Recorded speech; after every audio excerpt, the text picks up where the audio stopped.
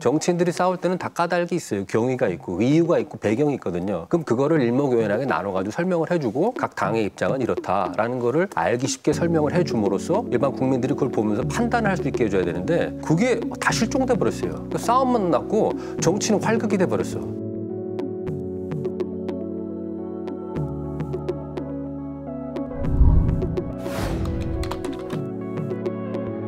대부분 갈등을 그냥 보여주는 정말 싸움 구경하는 그런 보도들이 대부분이어서 선거제도 그리고 공수처 이런 것들도 그 제도, 법안, 이 상황에 대한 정확한 설명 이런 것들이 너무나 부족해요. 3월 15일에서 4월 28일까지 78.1%가 상황 전달 보도였고요. 그리고 상황을 평가하고 해설하는 보도가 14.2%, 그리고 법 제도를 정확하게 설명하는 보도는 6.3%밖에 되지 않았습니다. 그래서 저 싸움에 근본적으로 나의 삶과 무슨 연관이 있는지 국민들이 실감을 할 수 없는 거예요.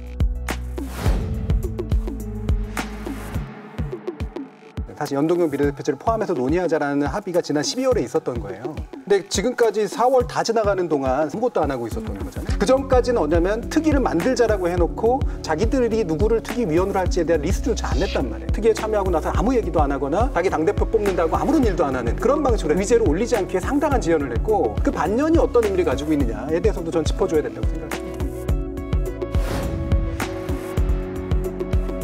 사실은 불법을 감행할 때는 책임을 지고 감행하는 거예요. 적법하더라도 부당한 경우가 있고 불법하더라도 정당한 경우가 있어요. 정당성을 따져줘야 돼요. 예를 들면 과거에 노무현 대통령에 대한 탄핵 심판을 만들어냈던 국회는 사실은 국민들의 민의하고는 굉장히 다르게 자기들끼리 모여가지고 다수를 만들어서 했던 형태란 말이에요. 이걸 막아놔서, 물리적으로 막아놔서는 건 바람직하지 않지만 어느 정도로 시대적 정당성을 획득한 겁니다. 그러니까 그 뒤에 열린우리당이 갑자기 총선에 엄청난 성공을 거두는 그런 방식으로 입증이 되잖아요. 현재 자유한국당이 이렇게 물리적으로 막아나선 게 민의에 비춰서도 정당한지를 따져주면 됩니다. 근데 이것도 없었다라고 하는 거죠. 그리고 남은 건 입장보도. 결국은 이것이 우리한테 어떤 것들을 주고 있는가를 다시 한번 생각하게 만드는 그런 보도였다고 봅니다.